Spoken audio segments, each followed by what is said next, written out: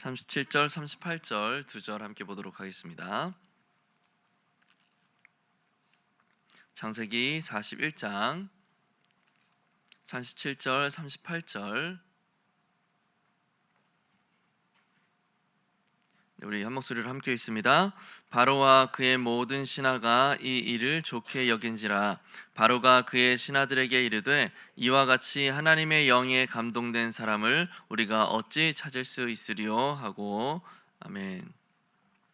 요셉은 바로의 꿈을 해석하고 지혜로운 대책을 제시해서 총리로 임명이 됩니다. 바로는 요셉을 하나님의 영에 감동된 자로 그렇게 인정을 하고 인장 반지를 주며 애굽 전역을 다스리게 하죠. 애굽의 총리로서 완전히 자리를 다지게 된 요셉은 사브나 바네아라는 이름을 부여받게 됐고 온이라는 땅의 그 제사장 보디베라의 딸과 결혼도 하게 됩니다. 우리 해당 내용으로 함께 말씀을 나누겠습니다. 내용 관찰 1번. 바로와 그의 신하들은 요셉을 어떻게 평가합니까? 38절을 보면 이와 같이 하나님의 영에 감동된 사람을 찾아볼 수가 없다라고 그렇게 이야기를 하죠. 또 39절에서는 너와 같이 명철하고 지혜 있는 자가 없도다 하면서 감탄을 합니다. 아무도 풀지 못한 바로 왕의 꿈을 해석하고 이에 따른 그 해결 방안까지 깔끔하게 제시하는 요셉을 향해서 극찬이 이어지고 있는 거죠. 내용 관찰 2번. 바로는 요셉을 총리로 세우며 어떻게 대우합니까? 42절을 보면 자신의 인장 반지를 빼어서 요셉에게 끼워주고 세마포 옷을 입혔고 또 금사슬을 목에 걸어주었다고 이야기를 합니다. 또 43절에서는 버금수레에 그를 태우고 온 백성을 향하여서 요셉에게 엎드릴 것을 선포하고 있죠. 요셉에게 가장 큰 영광을 부여하고 있는 거예요. 우리 영과 묵상으로 넘어가서 바로가 죄수의 신분이던 요셉에게 애굽의 총리라는 중책을 맡긴 이유는 무엇입니까? 우리가 먼저 지난 금요일 새벽에 말씀을 나누면서 당시 고대 근동에서는 그 왕의 꿈이 그 나라의 어떤 미래를 예지한다라고 그렇게 믿었다라는 사실을 이야기했습니다. 따라서 단순한 그 객꿈과 또 미래를 알려주는 예지몽을 잘 구별을 해야 되는데 지금 바로가 꾼 이 꿈은 절대로 객꿈이라고 치부할 수 없을 만큼 바로의 마음을 꽉 부여잡고 있었죠. 예지몽이라고 이제 확신하는 거예요. 그렇게나 중요한 예지몽을 유일하게 해석해 준 존재가 바로 요셉이었고 요셉은 한 걸음 더 나아가서 애굽과 온 지역에 불어닥칠 그 굉장한 흉년을 어떻게 대비해야 할지도 제시를 해주는 거죠. 한마디로 요셉은 바로 왕과 그의 온 백성에게 있어서 애굽 전체를 지켜낸 영웅과도 같은 인물이었던 거예요. 그런데 그것이 가능하도록 만든 원인에 대해서 이야기할 때 바로는 그가 하나님의 영에 감동되었기 때문이다라고 판단을 한 거죠. 즉 바로는 요셉을 애굽의 총리로 세운 것은 맞지만 사실은 그와 함께하고 계시는 여호와 하나님을 애굽의 보호자로 세운 것과 마찬가지라는 겁니다. 결국 어디서나 하나님과 동행했던 요셉이었기 때문에 애굽의 구원자라는 굉장한 타이틀과 함께 온 애굽을 다스릴 수 있는 총리로 세워질 수가 있었던 것이죠. 우리 느낀 점으로 한번 넘어가 보겠습니다.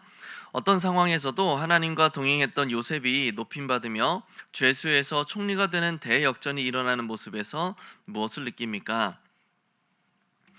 대표적인 인물이 이 요셉과 함께 다윗도 그 경우라고 볼 수가 있을 거예요. 다윗은 하나님의 마음에 합한 자라고는 아주 영광스러운 타이틀을 얻을 만큼 하나님과 동행하기를 기뻐했던 그런 인물이었습니다.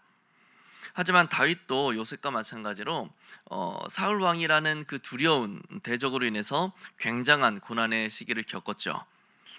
그리고 그 시기 동안 정금과 같이 나오기 위한 연단을 다윗이 받게 됩니다. 결국 하나님의 언약대로 이스라엘의 왕이 됨으로써 하나님께서 계획한 다윗 왕국이 세워지게 되는 거죠. 이 두 인물에게 발견해야만 하는 아주 중요한 사실 한 가지가 있다면 이 두 인물은 마치 내가 안 먹고 안 입고 돈을 절약해서 주택 청약을 아주 잘 부어 놓으면 나중에 내 집이 마련될 거야 라고 하는 그런 생각처럼 그렇게 생각하지 않았다라는 거예요. 무슨 말인가 하면 이 연단을 내가 하나님과 잘 동행함으로 내가 잘 이겨내면 결국 인생의 역전이 이루어질 거야 라는 기대를 하지 않았다라는 겁니다. 그들은 하나님과 동행하는 것이 그들의 삶 자체였고 유일한 기쁨의 원천이고 그것이 그들이 행복을 느끼는 길이었다라는 거죠. 예상하건대 요셉과 다윗의 말로가 다윗 감옥에서 그대로 죽게 되거나 또 사울 왕에게 죽임을 당하게 되었다고 해도 그들은 그 마지막까지도 하나님과 동행했던 그것을 결코 후회하지 않았을 겁니다. 그들은 하나님과 동행함으로 인해서 뭔가를 얻어내고자 하는 마음이 없었기 때문에 그저 하나님과 동행하는 것 자체가 행복했기 때문에 그들은 어떤 말로가 그들에게 닥쳐도 후회하지 않았다라는 거예요. 정말 멋진 신앙의 표본이 아닐 수 없는 거죠. 적용으로 넘어가서 내가 하나님의 뜻을 따라 성실하고 정직하게 행동함으로 높임받은 적은 언제입니까? 하나님은 하나님의 백성들을 향하여서 주의 말씀 안에 거하는 자들을 하나님이 높이시겠다라고 그렇게 약속을 하셨습니다. 하나님의 뜻을 따라서 성실하고 또 정직하게 살아가는 것이 사실 쉽지는 않지만 하나님이 높여주실 순간을 기대하면서 순종함으로 나아가는 것이 바로 우리가 지향하는 그런 삶의 모습이죠. 신실하신 하나님께서 우리의 삶 속에 이런 순종에 따른 높임받는 열매들을 맺어주실 때 우리는 더욱 힘을 내어서 믿음 안에 거할 수 있게 될 거예요. 하나님이 우리를 도와주고 계시고 또 나와 함께하고 계신다라는 사실이 그런 것들을 통해서 눈에 보여지게 되니까 우리의 마음은 더 하나님을 더 의지하게 되고 하나님을 더 믿게 될 수밖에 없는 거죠. 그렇다면 결단으로 넘어가서 오늘 하나님과 동행하며 그분의 뜻에 따라 살기 위해 무엇을 실천하겠습니까? 진정한 순종이란 무엇일까를 한번 생각해 보면 좋을 것 같아요. 이런저런 사항들을 이야기할 수는 있겠지만 오늘 말씀과 연관해서 생각해 보자면 진정한 순종이란 대가를 바라지 않는 것이 핵심이라고 볼 수가 있을 겁니다. 하나님의 뜻에 순종하는 것 자체가 목적인 거예요. 그 후에 하나님이 어떤 보상을 주신다면 그건 그냥 감사한 일, 주시든 안 주시든 상관없는 겁니다. 그냥 나는 순종하는 것에 목적이 있기 때문에. 성경에서도 하나님께서 순종에 따른 보상을 말씀하시기는 했지만 그것은 단지 하나님의 백성들이 잘 순종하도록 하기 위한 보조 수단일 뿐입니다. 마치 시험 100점 맞으면 자전거를 사주겠다라고 약속하는 어떤 아빠의 그 속마음은 자전거를 사주는 것에 목적이 있는 것이 아니라 시험을 잘 보는 것에 목적을 두는 것처럼 하나님도 그런 경우인 거죠. 이스라엘 백성은 하나님이 약속하신 보상에 집중할 것이 아니라 그것을 통해서 순종하는 법을 터득하고 순종할 때 하나님이 책임지신다라는 사실을 확인하는 것, 거기에 순종의 목적을 두어야 된다라는 거예요. 따라서 함께 우리가 결단하고 싶은 것은 우리 안에 있는 보상 심리를 제거하자라는 겁니다. 내가 이렇게 순종했으니 하나님이 저렇게 보상해 주는 것이 마땅한 거 아니야? 라고 하는 이런 생각들을 버리자라는 거예요. 하나님을 향한 어떤 기브 앤 테이크의 그런 생각들, 그런 가치관, 사고방식을 내려놓아야 그때 진정한 순종이 우리에게서 발생될 수가 있는 것이죠.